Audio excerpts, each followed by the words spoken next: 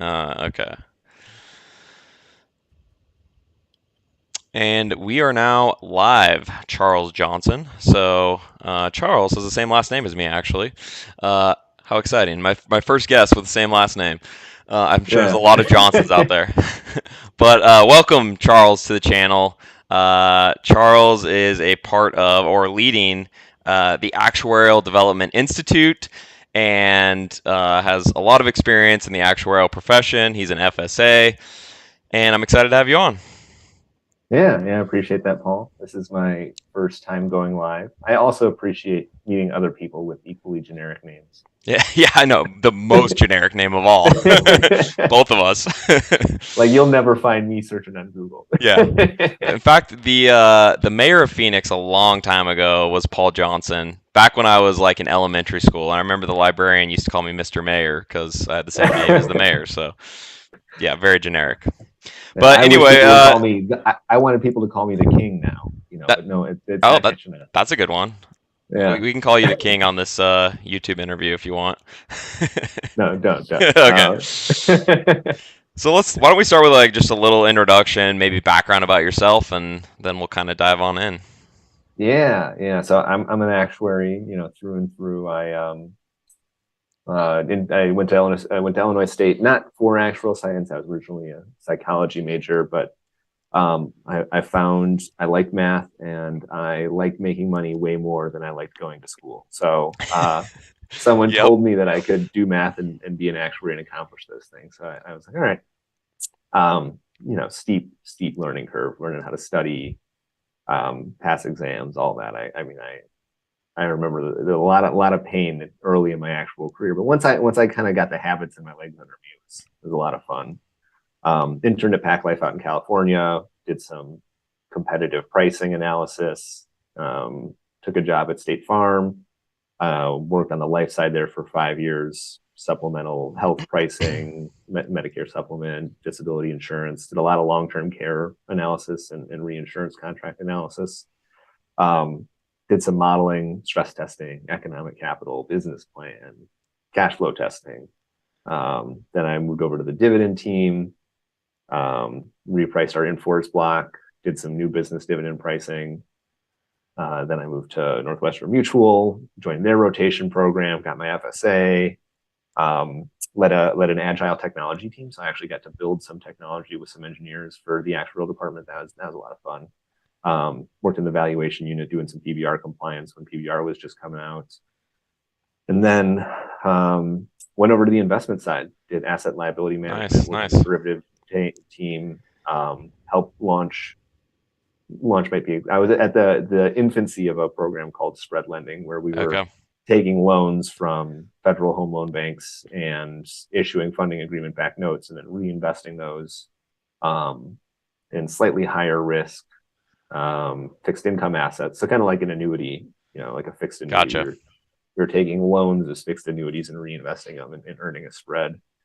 And then I came back to the modeling team and was just doing some development work there, building out Monte Carlo models, trying to speed things up, build new graphic interfaces, just all the fun things that come with internal software management. Do you ever have days where you look back on your psychology degree and say, I wish I would have gone the psychology route? Or are you like, have you really loved what you've done?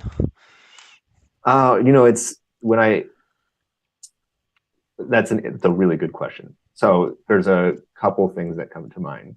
The first one was that when I was researching master's programs in psychology, they were much more likely to give out scholarships to people with math backgrounds. Ah, Because interesting. it turns out Okay. it's much easier to teach psychological concepts than it is to teach Math concept. statistics and Yeah. research. Yeah. So I feel like if I really wanted to, I could probably go back. Where relearning math, I feel like, if I was a psychologist and I was like, actually, I want to learn math and business, that would probably be to retrain yourself in math would be tougher.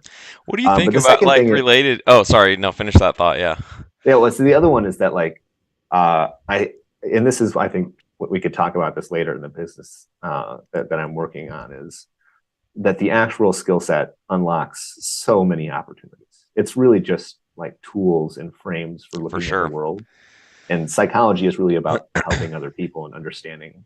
And so I feel like I get to do that. I get to do both now. So That's yeah, actually that was partly why I was asking the question because I feel like not only in the actuarial profession, really a lot of professions, I feel like a lot of people go into it and then they may enjoy it for a time and then they kind of move on and they want to try something else, but maybe they feel stuck or they feel like this is what I've branded myself as, and like I can't do anything else.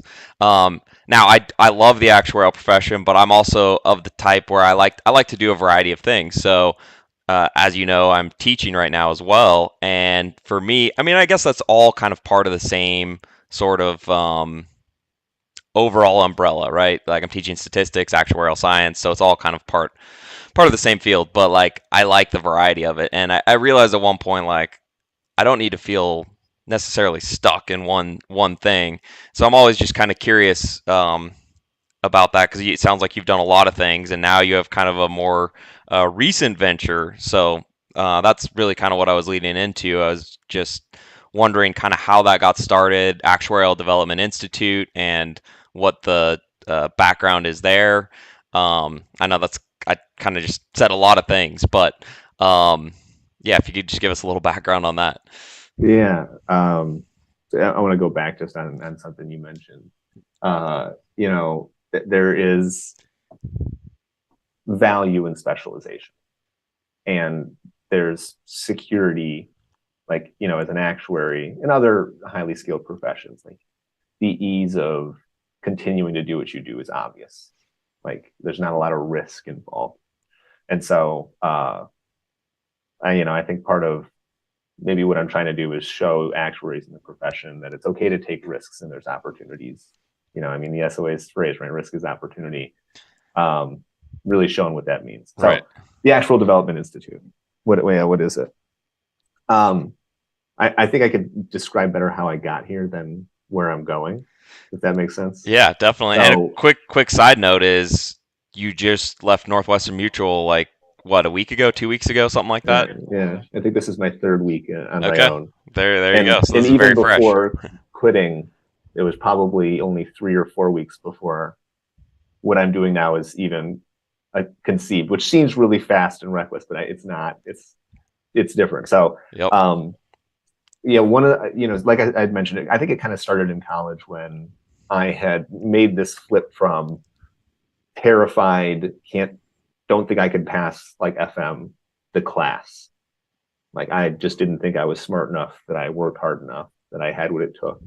I mean, I just had this really defining moment of like sitting on the stoop of my apartment building outside in tears on the phone with my mom, just telling her like, I can't do this. Like it's too hard. I'm just not. And then, within 12 months of that phone call, I was sitting in my professor's office going, I just passed my first exam. That's awesome. Yep. And my Yep. professor is going, you should be taking your second one then. And I'm like, what? He's like, you should be studying for your next one. I was like, is that normal? And he's like, yes. So I was like, okay. So, within 12 months, I just got on this train. Like once I'd Yeah. figured out how to study, I was like, I just do this all the time. So I took one, and then 2 weeks later, I bought the manual for the next, and two passed, and then 2 weeks later, I bought the manual for the next, and I will say um, if actuaries ever say that they haven't cried or at least shed one tear, they're probably lying. You at least have to shed one tear. We all yeah, have no, those moments. there were many after that, but that was a crisis of like, what have I? Because I didn't know really what actuarial science was. I didn't talk to an actuary. I didn't go to beanactuary.org. I just said, oh, they make money. I'll do that. Yep. So that was the first time where I realized what I had gotten myself into. So then, there was another really defining moment where I went to the elections for the actuarial club president. I was a senior. I didn't really plan to do anything. I just happened to be free the night that the elections was. Yep. And I thought in organizations you're supposed to dress professional. So I came in like a full suit, and I was sitting there at the table and the president stood up and he went, so who wants to be president? And in a room of like 45 people, no one said anything. And I was like, is this normally how we pick who's in charge? And there was a grad student next to me, Julius. And Julius leans over and he goes, hey, you are dressed for the job. You're like, perfect. All right. I was like, are you volunteering me?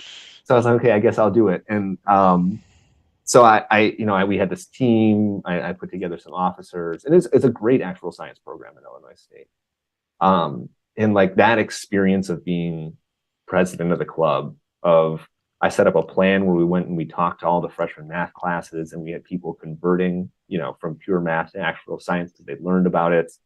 We'd really set up resources and a plan, and what I focused a lot on was how do I build a system where I'm always training the next person. So not only did I train my next president, I found like a sophomore, and I was like, hey, you're like the best in your class. You should be ready. Like just telling someone what they're capable of, that they could accomplish this, like like that raises the ceiling immediately. And I think that's really where I founded my passion. Someone asked me this on a call the other day, what's your passion? And I didn't even say it, someone else said it, but this was it, is realizing how high the ceiling is for people, like helping people realize how much they are really truly capable of. And I feel like at 18 or 19 years old in college for the first time, going from totally supervised to totally unsupervised is a Yep. wild time to blow that ceiling away and help people realize how much they're able to accomplish. Yeah. No, that's awesome. I mean, I can relate to that, especially being in more of a teaching type of role. It is interesting because like I feel like I've always been this way a little bit, where you see people and you see more like, I guess there's optimistic people and pessimistic people, and you could look at someone and see all the negative things, or you could look at someone and see all the positive things. And I mean, I tend to just look very positively on. I give it maybe too much. I give everyone the benefit of the doubt, and I think everyone could like do pretty much anything. And maybe it's as you get older, like you just start realizing that a lot of things just take effort, and once you get to that point, you can do it. Like, yeah, there's a certain amount of talent maybe for certain fields, like maybe some sort of base level of something, but most everything just takes some effort, I feel like. But that's interesting. So, like, that was sort of your inspiration, and then it kind of led you into this idea, which sounds like it's a very fresh idea. I was thinking this was something that maybe was sort of What stewing in the that's pot for a while, maybe. that's the foundation of what got me excited. Okay, Right. gotcha, That's gotcha. the passion behind how I got here. There's like 8 years from me graduating till now Yep, where I've done a lot of development that got me to this point. But I want to go back. You said something which was, like what people are capable of. And Marcus Aurelius, who is the greatest emperor and one of the greatest philosophers of all time, yep. he's got a quote. He's got a million amazing quotes. So one of them is, "If it's humanly possible, then it's possible for you." I Right? like it. We're all humans, Yep, so if it's humanly possible, you can do it's a good it. quote. Yeah, yeah, it's Yeah. true. Um, and so, okay, so there were a couple of things that I realized coming out of college. I continued to go back. I started giving kind of this canned speech because I joined the recruitment team right away, which is how to get a job. And I was having freshmen hear this and then come out like their sophomore or junior year being just like really top-notch candidates and going like, man, I heard this talk you gave like my second or third week of college, and like it really helped me understand and plan out like what I needed to do with my career to get an actual job. Because I just talked about like I sat in the room, like in Hamilton, they sing the room where it happened. Like I sat in the room where it happened, where we just decided who was going to get an offer. And like, I don't know, as a college student, I didn't think of it the same way. So I like broke down the structure of how we go through this process of like looking at a resume, screening someone, bringing them on site. And so I started just giving this speech, and I realized like how much impact a small amount of information in a short period of time can have. It's like realizing the impact I could have. I had also noticed something, which was like there are like 40 insurance and consulting companies in the Midwest, and they all go to the same like 5 or 6 giant universities, and they all recruit the same 5 or 10 kids. Like every year, I watched it for years, and I worked at State Farm's Life Division, Yep. largest insurance company in a tiny town. So people would like interview with us, these top kids, and they would come to Bloomington, which I love Bloomington, Illinois.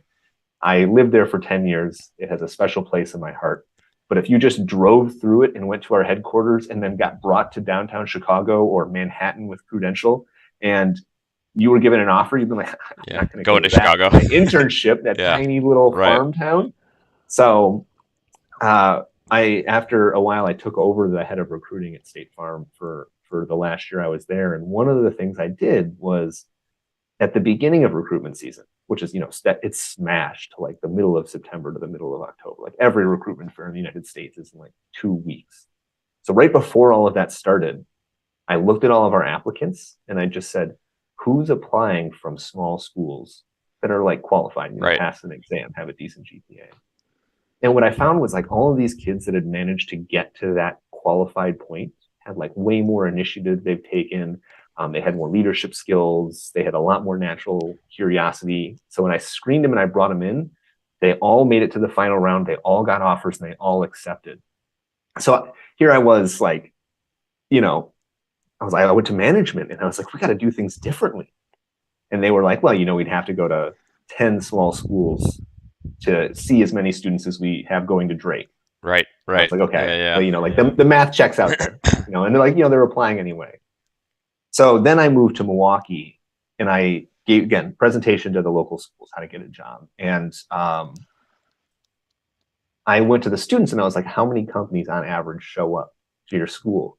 And the average was like 3 or 4. And so I went to him and I was like, I bet you if we hosted a single fair with all the schools, that more companies would show up. And the theory worked. We had like 40 or 50 students come. We had 12 companies show up. So then in one of the pieces of feedback I got was that these smaller and mid-sized schools just didn't have enough understanding of the profession. So then I was like, let's do some club development. At first it was like, let's just do it at all. That was the first cohort. Then I was like, let's help build your club up. So I started building the system of all the things I had building my club. How do you recruit a leadership team? How do you set up an alumni contact list? And so I started building out these things that they could all accomplish. And then I brought in more schools. And then I started bringing in schools that like there was one student who was interested, or 2 students. And I just said, like, you have to go out and be the ambassador for the profession at your school. And then we held our second recruitment fair. 18 companies showed up, like 70 or 80 students. And then I was like, then I started to see the tiering. Like as every year, the systems built within these colleges, the foundation was laid because like I had documentation and resources and a guide for what students needed to do as leaders. And again, going back to that meeting where I just, who wants to be president? I was requiring everyone to constantly train who is next. And actually, that's like super applicable to the actuarial world, right? Like just think about it. Yeah, definitely. In the job, really talented people leave and they leave holes. So we should always be training someone to take over for us. And if they don't write down how they did stuff, it's really hard to figure it out. It takes a ton of time and energy. So like very difficult, yeah. Paul, right? Documentation. 100%. Like, is that not like the most under talked about part of the profession? Even for 100%, yeah. And even for my own work, like I will do something, I'll look at it a year later, I'll be like, what the hell did I do? Like I can't even follow my own work if I didn't document it sometimes. So I mean it's the worst with code. If I'm coding something I don't document it, then it's like, what was this code doing? But with anything, like any model you build or some sort of process you set up that might be a monthly or a yearly process, like, yeah, I mean, that's talked about. The SOA talks about it all the time. And then within companies, everyone talks about it. So, but you go ask some 20-year-old actuarial science student how important documentation will be to the rest of their career, and they have no idea. Oh yeah, that's for sure. So I think it's a big thing in software engineering too. They talk about that all the time. Documentation. I feel like technical jobs, especially, it's very very important. So. Shout out to GitHub and GitLab. That's a wild piece of technology. Oh, definitely, it is. Do you use that a lot? I did. Now I don't. But in my last role, I was introduced to it, and it was pretty wicked cool. Definitely. So I had started this club development. We had scaled. I'd kind of seen some of the success, and I had some other ventures, which maybe we can talk about. And I just kind of had this inkling that I wanted to try something outside of the traditional insurance industry. And I made this connection with an investor, and he essentially said, do you have something that you would work on full time then I'll give you some capital to get it started. And I just kind of looked at all the ventures in my life, and this one of like helping other people succeed, helping build the actuarial profession, Yeah, and leveraging these experiences and data that I had kind of collected. I felt like, you know, it's really cool. this is something I'm really passionate about. And if I'm going to take a shot, like this is where I want my shot to be. With, Yeah. of course, the worst thing happening being just go back and be an actuary again, 100%. Like this is this is the thing. It feels like one of those things when you get into a role like, oh, I'll never be able to like get back in if I leave this, but I mean, you mentioned early on in our conversation, you kind of build this sort of skill set, and it's a very valuable skill set. And I think sometimes you don't even realize how valuable it is as you just kind of go on because you get used to your own skill set. But then you sometimes have to look back and realize like all this stuff was acquired over time, and not anyone can just pick up and do that. And so the point is, hopefully this is wildly successful. But even if it wasn't, like you're, I mean, there employers are chomping at the bit to get people like you. So it's not, especially if you have communication skills too. Like that's another big factor. But yeah, yeah. there's really not much to Um, worry about, I feel like. yeah, no, it's interesting. A lot of, not a lot, but I've had several since I've launched this just a couple of weeks ago. I've had several people in that range, fully recently credentialed, 5 to 8 years experience that are like, man, there is a skills gap. Like I'm no longer taking exams. Like that's not what's driving me to my next level. The next level is like managing Hmm. technical people. There's a skill gap that I have not invested in that I need help with getting to that next Yeah, level. So I'm partnering with someone. We're hoping to build a program that's to address cool. that niche issue. Because Yeah, like yeah, again, if you look at supply and demand in the whole market for the actual market, the most in demand, the hardest to fill is middle management, getting interesting. people out of that technical to that next Yeah, yeah, level. I believe that.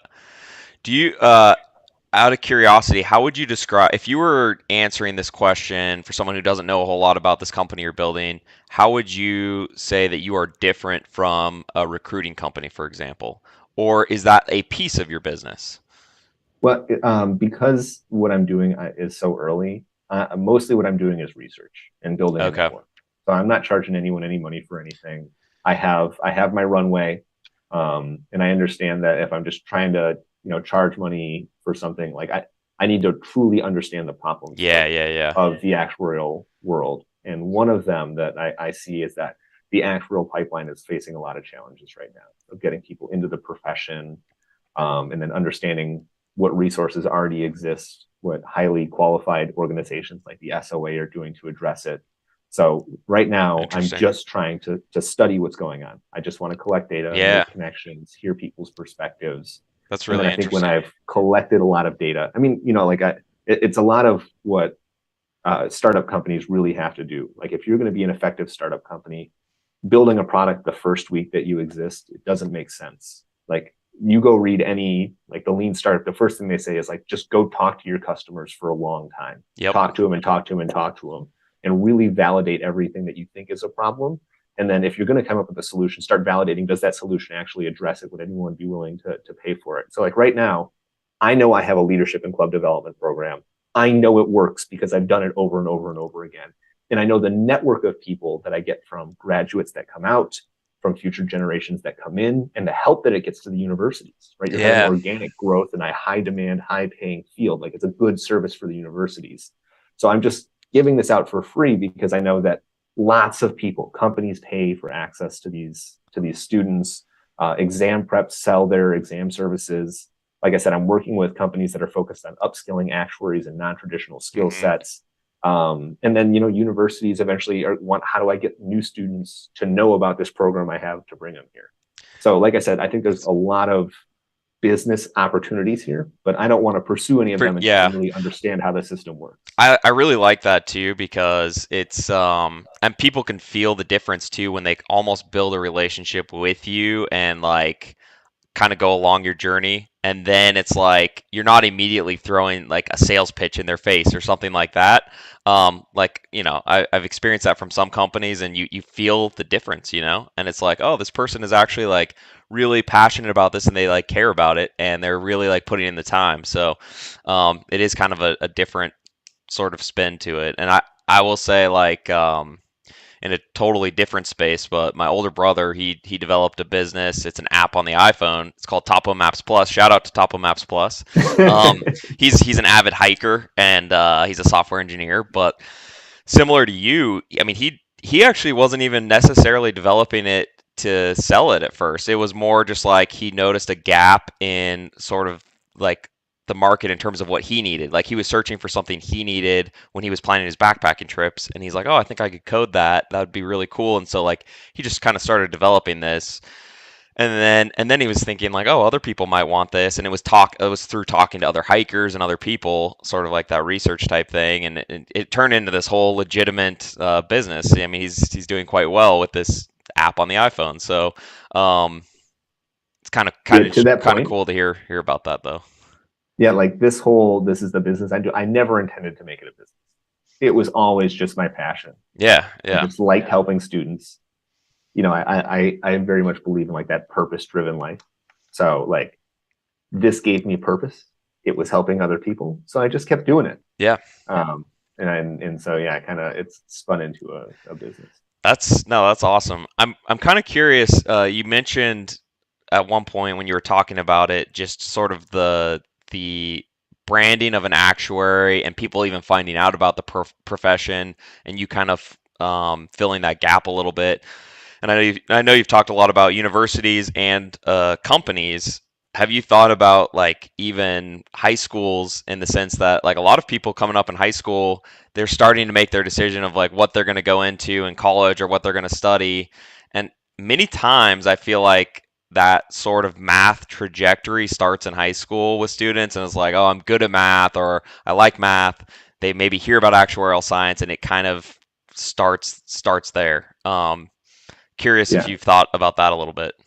I have. So here's just some data points that I've had this week. So I went to shout out to Be an Actuary and the SOA and the CAS. Every year they put together a Be an Actuary Day for Chicago Public Schools at DePaul.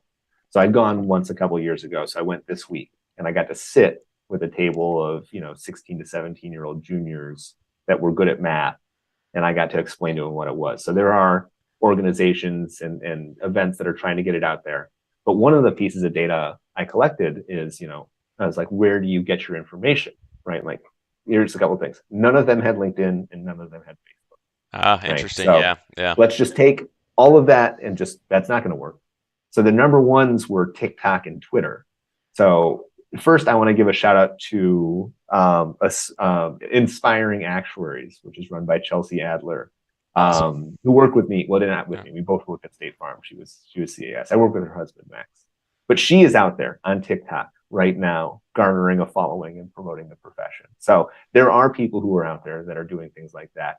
That is certainly something that I either want to support or figure out how to do directly and do at scale. One of the things, so one of the universities I work with is Milwaukee School of Engineering, great developing actuarial program. And one of the things the students did is they went to local high schools to talk about it. And so this is another reason I like working with students so much, particularly leadership, is just the further away you are in age, the harder it is to connect and move the needle. So one of the things I'm hoping to develop in this leadership development program is having actuaries in college find high school students and been like, hey, I was sitting where you were sitting like 3 years ago, and I chose to do this thing. And sure, it's hard, but man, it's awesome. And I have so much opportunity, and I feel like I'm so much better because of it. And that's a lot Nice. easier That's than yeah. some, you or me, where we're out of college for Right. 10 years, Right. Exactly. and we're Yeah. like, students are like, you have a Yeah. Facebook? What's wrong with you? Yeah. That's true. Yeah. Going with the whole TikTok thing, it's like, yeah, no, pretty much no one that age is going to be on Facebook or even it's funny because it was like every generation had their thing. Facebook, Instagram is now becoming older now too, and Yeah, it's yeah, TikTok, Snapchat, and I guess even Snapchat is becoming yeah, it's more TikTok now. yeah. Um, but yeah, TikTok that Shout out to YouTube though. yeah, YouTube is awesome. I love YouTube. I still use YouTube all the time. Um, Yeah. but I was gonna ask related to the high school thing. I think it's kind of interesting that in high schools we don't teach probability and statistics. I, Or I interest rate theory. or interest rate theory. Like these are things that to me are way more practical than like you go kind of along the route of algebra 1, geometry, algebra 2, pre-calculus. Maybe they do it like slightly different order, trigonometry within pre-calculus. Then if you're really excelling at math, AP calculus, maybe you take the AB or the BC AP exam while you're in high school. And don't get me wrong, I love that route because I'm just a math nerd and I love calculus and all that kind of stuff. However, I will tell you that I personally did not even really start studying probability and statistics until my very last semester of undergrad. I went more the theoretical math route and I just loved math. And actually, my original passion was I wanted to be a professor, which here I am full circle now at the university again. But kind of like you, I was like, I need money, and I was in a lot of debt after school, and I was like, I gotta. So I just found actuarial science. But the point is, I didn't really discover how cool probability and statistics was until going down kind of the actuarial route, and then later in life, I went to grad school more recently for statistics, and I just feel like probability and statistics, not only is it applicable to actuarial science, but in your daily life, I mean, it's going to help with your decision making process way more than calculus will, in my opinion. No As question. much as I love calculus, it's just it's probability and statistics is not intuitive until you really start learning it, and it's actually starts to become more intuitive as you learn it, but it's not immediately intuitive. In fact, humans did not even start taking averages until really after calculus was developed, which is kind of fascinating. There were some early ideas of averages, but it was an astronomer. I heard this recently. I think it was Neil deGrasse Tyson. I heard him talking. It was an astronomer that thought it would be advantageous to take some sort of average of some measurement of planets, and and now I mean almost everyone uses an average at some point in their life. So I mean that's just an example of a very simple statistic that you might use, but like the idea of a probability distribution entails and like I don't know things like that I think could be very valuable. And I'm a little bit on a soapbox right now, so I want to back up to what I was actually getting at is what do you think about like I just like I feel like it would be so beneficial if we could get that in schools and it would help with kind of the whole actuarial science thing as well. I mean, students might be very interested in learning that kind of thing if they learned it back in high school. Do you have thoughts on Um, that? yeah. So one, I'm going to flip it the other way too. The so statistics, yes, we are bad at probabilistic thinking. Like, yeah. So there's a great famous book called Thinking Fast and Slow, and it's all the whole premise of the book is why humans are biased and how our brain works. But a lot of it, the underlying is like why we're so bad at probabilistic thinking. And in it even says the only people that are not horribly affected by this are people who practice it professionally, probabilistic thinking. So yes, I mean it is a huge problem. But even more often and effective in our lives than probabilistic thinking is interest rates. Like interest rates, the effect of compounding. I mean, we people take out mortgages, debts, credit card, we invest our assets, and like we aren't taught anything about. I remember I was in New York visiting my wife's aunt. We were hanging out with them, and she was like, "Hey," she runs a very successful architect firm. It's like six, not very successful. I don't know, 16 or 20 people that work for her. To me, that's pretty That's successful. very successful. And she said, "Can you help us with our finance and accounting?" And I was like 2 years out of school, and I was like, "Why?" And she's like, Yeah. "I have a PhD in architecture, and I've never learned anything about business or interest rates in Wow. my entire educational Yeah, career." yeah. And so, like, and that's another like thing I push so much. If you pursue actuarial science and you choose to do something else, having pursued it and just learned those core basic principles are going to set you up for success wherever you end up. Right. That's why like pursuing and quitting is a great route to go. Like you don't have to finish to get the value. Right. And the people who pursue actuarial science and go do something else are still successful wherever they end up. Right. Right. It's the way that you learn to think. I 100% agree with what you're saying.